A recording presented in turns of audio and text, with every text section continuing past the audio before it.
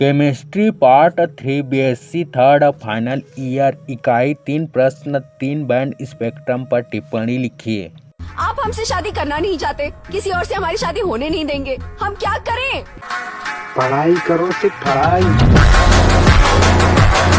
उत्तर, band spectrum अणुओं को उत्तेजित करने पर जो स्पेक्ट्रम प्राप्त होता है बैंड स्पेक्ट्रम कहलाता है। बैंड स्पेक्ट्रम में बहुत सी रेखाएं रहती हैं जो मिलकर बैंड का रूप लेती हैं। बैंड स्पेक्ट्रम क्योंकि अणुओं की 3 प्रकार की ऊर्जा के परिवर्तन के फलस्वरूप बनता है, अतः इन्हें आणविक स्पेक्ट्रम भी कहते हैं, जो निम्नलिखित हैं।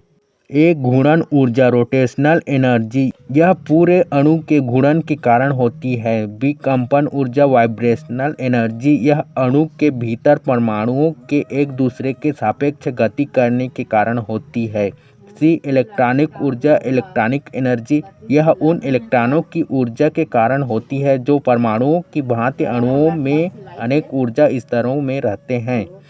इन तीनों परिवर्तनों से प्राप्त आणविक स्पेक्ट्रम को क्रमशः घूर्णन स्पेक्ट्रम, घूर्णन कंपन स्पेक्ट्रम तथा इलेक्ट्रॉनिक स्पेक्ट्रम कहते हैं।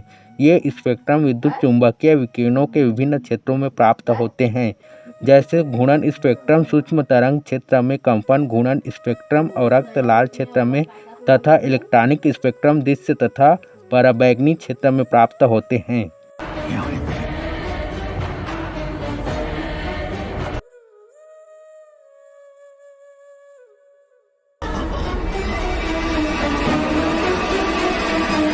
दो, बोर्न-ओपेनहाइमर सन्निकटन, बोर्न-ओपेनहाइमर एप्रोक्सीमेशन, परमाणुक स्पेक्ट्रम इलेक्ट्रॉन के एक ऊर्जा स्तर से दूसरे ऊर्जा स्तर में संक्रमण से प्राप्त होता है, जबकि आणविक स्पेक्ट्रम 3 प्रकार के ऊर्जा परिवर्तनों के फलस्वरूप बनता है, जो निम्न है। 1, घूर्णन, 2, कंपन, 3, इलेक्ट्रॉनिक संक्रमण।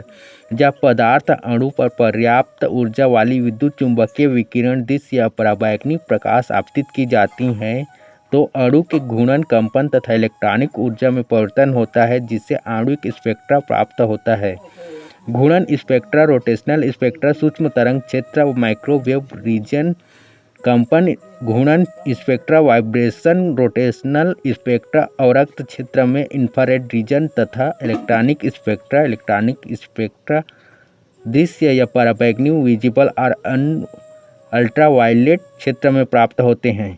बोर्न-ओपेनहाइमर सन्निकटन, बोर्न-ओपेनहाइमर एप्रोक्सीमेशन के अनुसार अणु की संपूर्ण ऊर्जा निम्न ऊर्जाओं का योग होती है। अणु की संपूर्ण ऊर्जा E total equal E transfer plus E rotational plus E vibration plus E electronic, जहां E टोटल इक्वल अणु की कुल ऊर्जा, E ट्रांसफर इक्वल स्थानांतरीय ऊर्जा, E रोटेशनल इक्वल घूर्णन ऊर्जा, E वाइब्रेशन इक्वल कंपन ऊर्जा, E इलेक्ट्रॉनिक इक्वल इलेक्ट्रॉनिक ऊर्जा। ये ट्रांसफर का मान क्वांटाइज्ड नहीं होता है, अतः अन्य ऊर्जाओं की तुलना में इसे नगण्य मानने पर अणु की कुल ऊर्जा E total equal E rotational plus E vibration plus E electronic.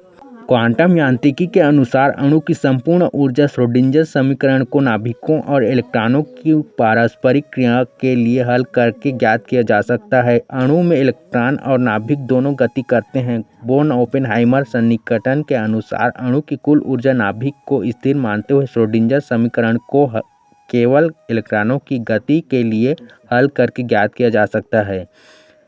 3, एक स्पेक्ट्रमी रेखाओं की तीव्रता को प्रभावित करने वाले कारक।